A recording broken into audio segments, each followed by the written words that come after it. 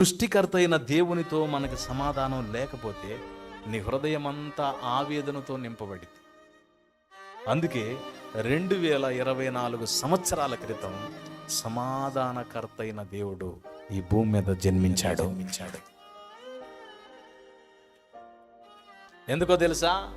మానవులందరికీ సమాధానం కలుగజేయటానికి.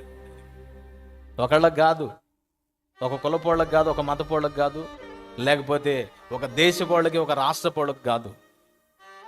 ఈ విశ్వంలో ఉన్న ప్రతి మానవుడికి, ప్రతి మనిషికి సమాధానం కలుగజేయటానికి ఆయన నరావతారిగా భూమి మీద పుట్టాడు. మానవులను దేవునితో సమాధానపరచడానికి, మానవులను దేవునితో ఐక్యతపరచడానికి.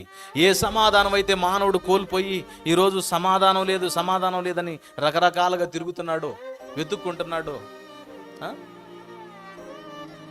సమాధానం లేకనే చాలా మంది యాత్రలు చేసేవాళ్ళు ఉన్నారు.